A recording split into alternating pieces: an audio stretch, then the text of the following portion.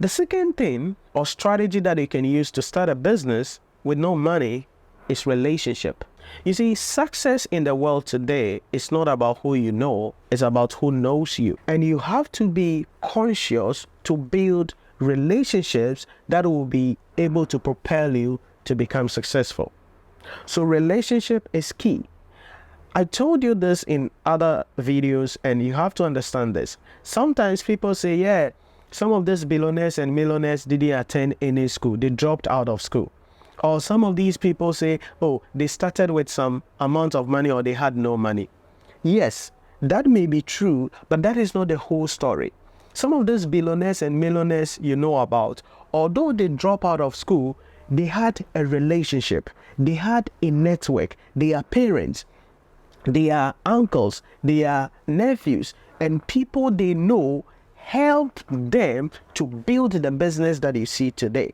So if you just sit down there and say, oh, they are successful because they drop out of school to go after their goals, that is not it. They drop out of school and their relationships help them to build that business. So you don't have money, but you want to go into business, you have to leverage on your relationships. And so there are three things that I want you to really take into consideration when it comes to looking at your relationship. The first thing is conscious networking. Even before you decide to go into entrepreneurship as an individual, you have to consciously build your network. What does that mean?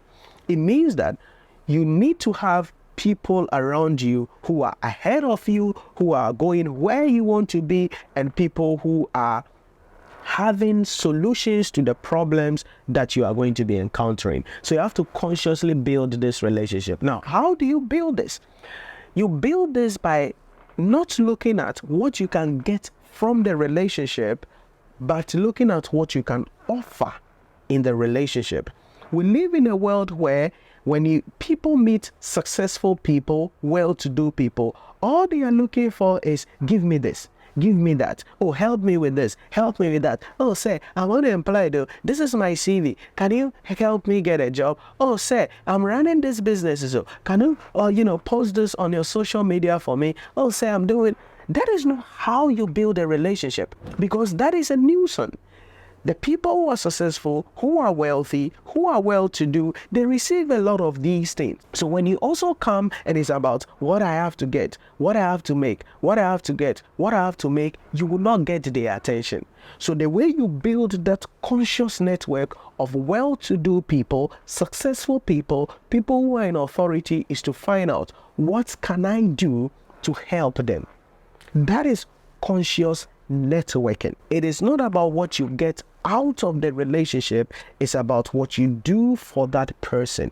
And the only way you can attract the attention of successful people, wealthy people, is when you consciously add to their life, when you consciously promote what they are doing, when you consciously identify a problem and fix it for them, then that is how you draw their attention. So in building your relationship, the first thing is conscious networking.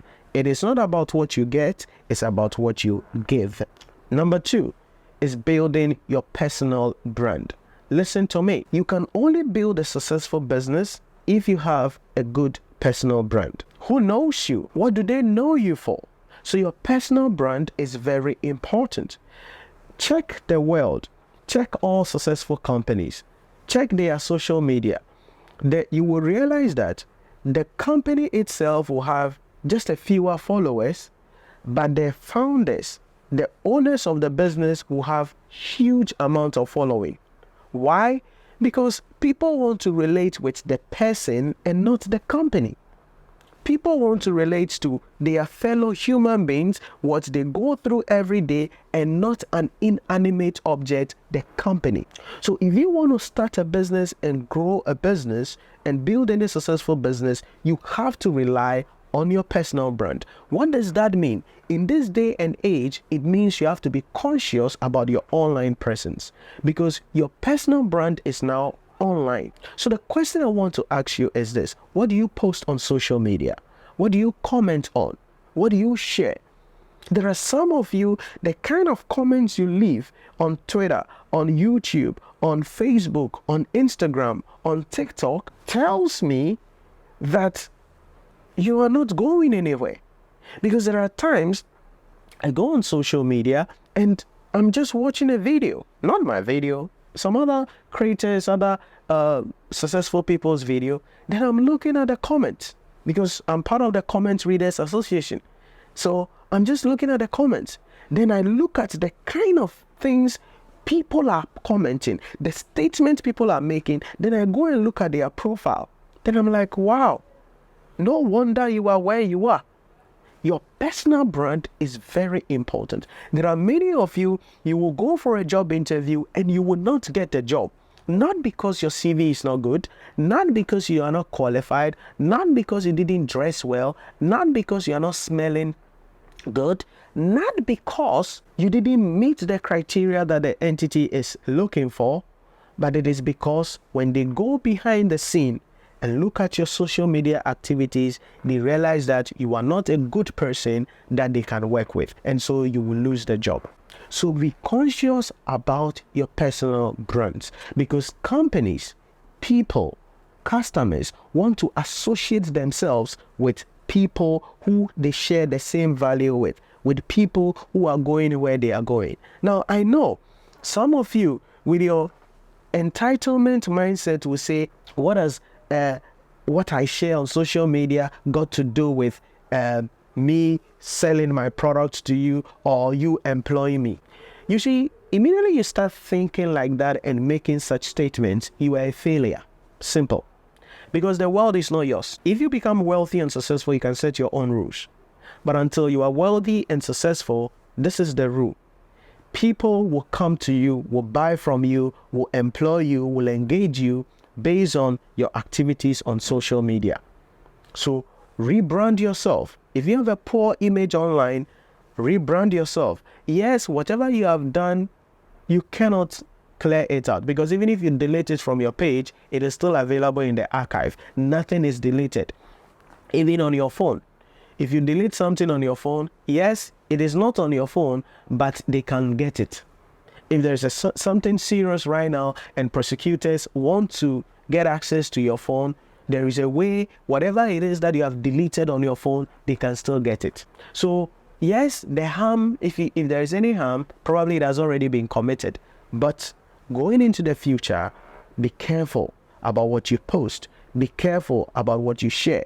Be careful about what you comment on, because that will inform customers, that will inform other companies, that will inform people what you stand for, what you hold, what your values are, and that will let them to come do business with you or not. That is the second thing I want you to understand about relationship.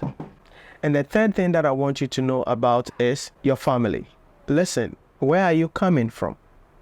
It is important you understand that your family is going to be playing a key role in relation to how you consciously build your relationship, whether you become successful or not. And that will help you to make decisions as to who you will allow around you and who you will not allow around you. Like I keep on saying, if you compare your life and be like, oh, Bill Gates didn't attend school, he dropped out of college, or oh, this didn't attend school, they drop out of college, or this person didn't even go to university, but today he owns radio stations and everything, so I want to also do the same thing. Please, maybe their family assisted them, and for the most part, that is what you see. A lot of these people who, for some reason, did not go to school or they drop out of school, they have a strong family. About 90% of them, when you read their backstory very well and you go behind the scene, their family played a key role. Somebody in their family connected them to someone or gave them some money or assisted them in a way because they believed in the dream. So you have to assess, you have to analyze and ask yourself, where am I coming from? And like I mentioned earlier, maybe you come from a family where nobody has ever built anything significant. So if you come from a family where nobody has ever built anything significant, then it means you have to be mindful of the people you surround yourself with. You have to be mindful of the people you bring around you. You have to be mindful of the people that you share your dream with. Because there are sometimes, if you tell your family members that, oh, I want to become an entrepreneur, I want to start my own business, they're going to tell you, no, Akwesi, don't do it.